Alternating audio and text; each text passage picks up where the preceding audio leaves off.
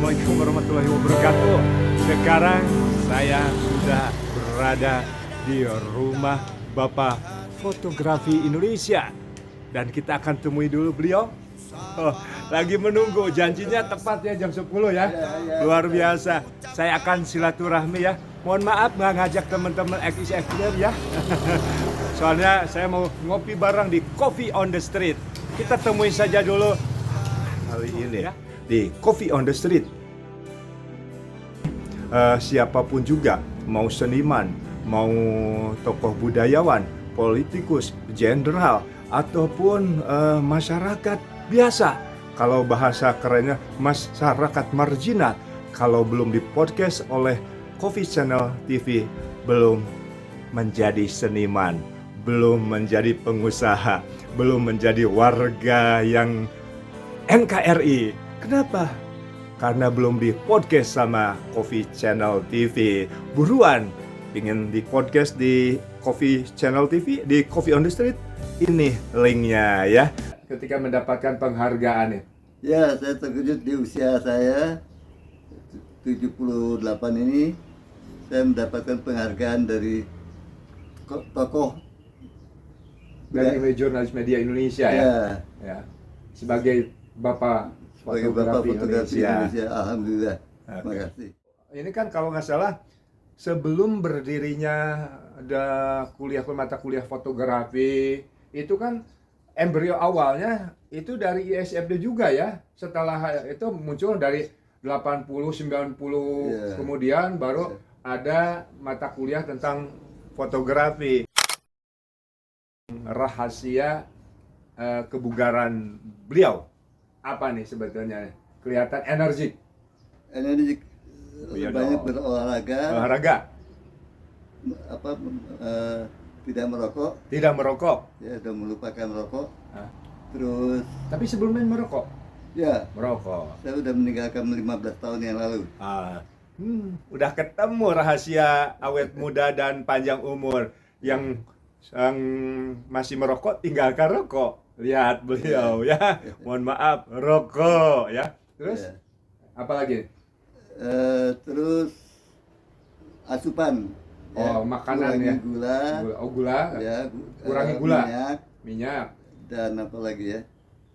Ya, Kang Sukma bisa nambahkan sendiri. Oke ya. Yang penting tadi positive thinking kepada Tuhan dan kepada sesama manusia itu beda. Tapi kalau berbicara tadi asupan mengenai gula dan gorengan, balusan sambil menunggu tepat waktu saya beli gorengan. Makanya gimana wajah-wajahnya berminyak nih. Oke. Kembali ke tadi ya. Mohon maaf kemarin kalau dari pihak panitia di Taman Musik banyak kekurangan nih ketika Pak Pretno mendapatkan penghargaan. Tapi yang paling penting bukan piagamnya. Piagamnya itu biasa-biasa saja. Tapi yang mendapatkan penghargaan itulah mereka adalah tokoh kreatif, tokoh teladan dan inspiratif tentunya. Jadi piagam ini adalah bagian dari identitas saja. Tapi yang sesungguhnya yang paling berharga adalah siapa yang mendapat penghargaan itu. Ya, itu. Saya pernah mengajarkan sejumlah fotografer untuk bekerja di kapal. Kapal pesiar. Jadi mungkin ada 13-14 orang lah. Ya, di situ saya punya semacam proud kebanggaan gitu ya. Karena lulusan kami ini diterima bisa bermanfaat bagi sebuah kapal buat dirinya, buat dunia lah kalau luar biasa ya. Kalau fotografer di kapal pesiar sudah bisa dibayangkan mau pound sterling, mau dolar ya gajinya. Pokoknya mah ya. Luar biasa. Kalau tutupnya ya tahun berapa ya? 98 ya. Saya ingat beberapa angka. 98 waktu saya masih jadi jurnalis foto, pewarta foto di Jakarta. 96 saya kena gebuk ya, dianggap meninggal kasus kuda tuli 27 Juli Sabtu Kelabu, salah satu wartawan yang digebukin dan berita meninggal. Inilah di depan kalian ya. Jadi kalau mau belajar tentang sejarah pewarta foto di media jurnalis, bisa ke saya juga, ya ngobrol saja. Tapi kalau masalah teknis, masalah ini, beliaulah pakarnya ya. Oke, 98 ya. 98. Pertanyaannya kalau boleh tahu, kenapa tutup di tahun 98 ini? Revolusi fotografi dari analog ke digital itu yang sudah mulai terasa ya. Sudah mulai terasa ya. Jadi ketika pergeseran itu kan film-film harganya mahal sekali itu. Ya. Jadi sehingga keberatan bagi para pengguna kamera itu untuk menjalankan hobinya minimal. Mulai tergeserkan ya. Ini bayangin kalau dulu saya masih ingat waktu belajar ketika tidak bisa membeli kamera film Kodak Fuji yang ISO-nya tinggi, ada yang untuk latihan namanya masih ingat ya. Kalian tahu XISMD masih suka Ujang Ubed nih yang sering jual. Itu harganya kalau nggak salah 3.000 4.000 ya kalau dulu itu ya. Tapi 36 frame lumayan untuk latihan ya. Oke. Oh, tuh film itu harganya ya luar biasa. Atau kalau istilah kalau saya di panggung Pak Prito kan harus pakai ISO tinggi tuh 1600, 3600 karena memang anggaran terbatas, maka dipush lah yang 400 itu ke 1600 punya pengalaman juga motret grup recruitment di Australia. Ya sama fokus grup di Australia sama dari Inggris. Itu saya pakai film 1600 salah tanda karena tidak boleh pakai flash itu intinya. Tahun 74. Karena kalau pakai flash itu nilai estetika panggungnya akan hilang. Ya. Gitu. Tata lightingnya tuh nggak kelihatan.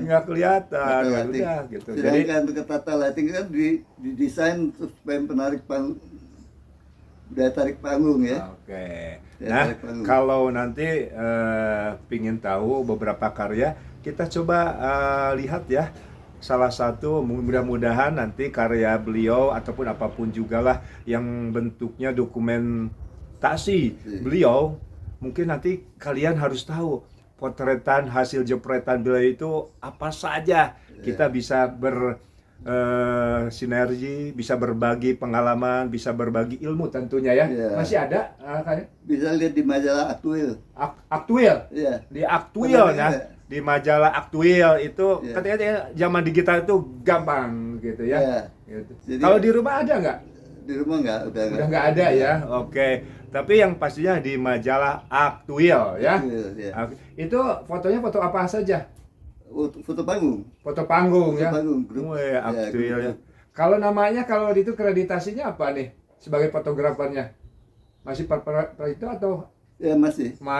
Biasanya suka fotografer namanya suka ada-ada aja ya.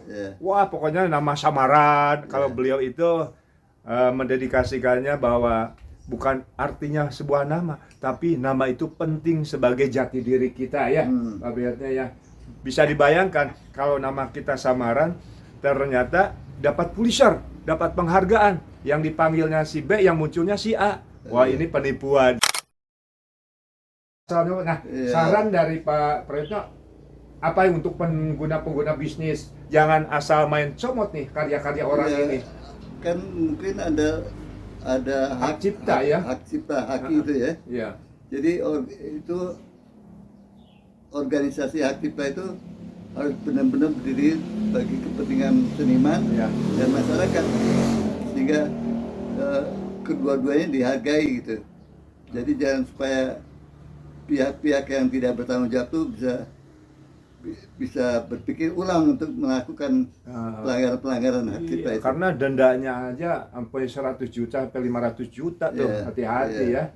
Dulu saya juga karya-karya saya dipakai untuk beberapa produk. Kita pakai sebuah lembaga bantuan hukum hampir setahun. Ya begitulah. Kalau udah nerana ke hukumnya capek lah. Makanya minimal kalau ada penggunaan foto di publik ada kreditasi ya. Nama.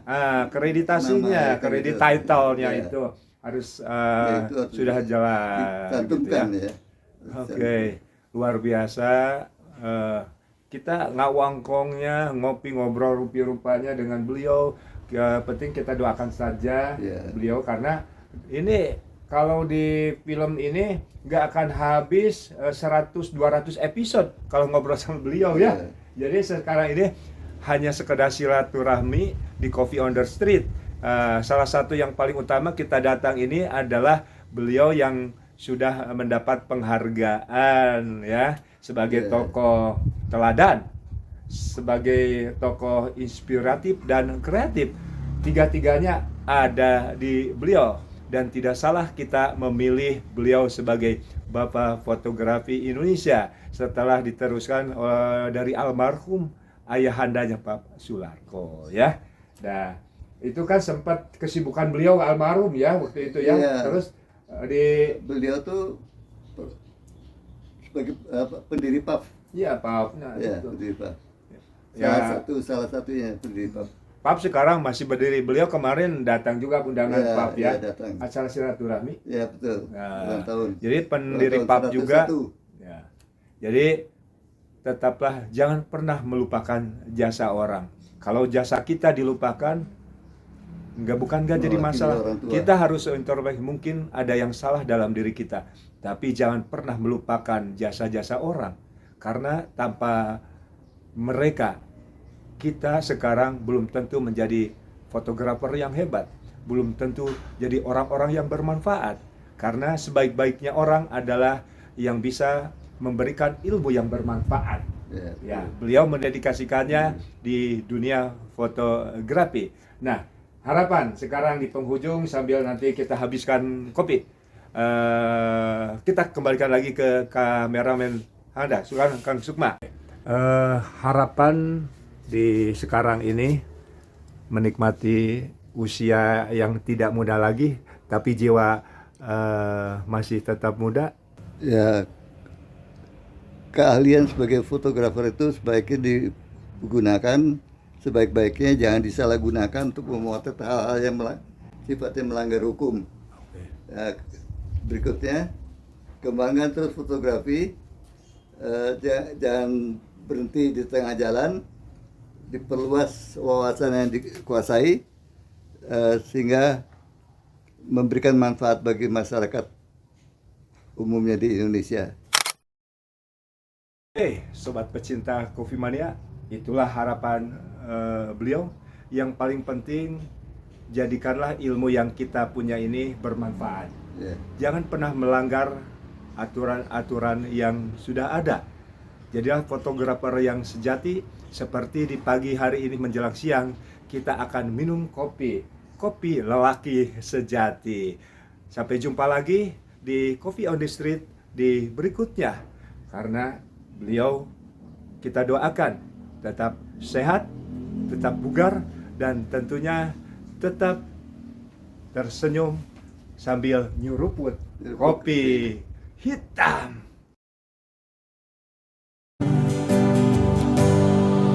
Biarkan ada cinta di hati kita, biarkan ada cinta dalam kisah kita, biarkan ada cinta dalam nafas kita, biarkan ada cinta penuh dengan warna.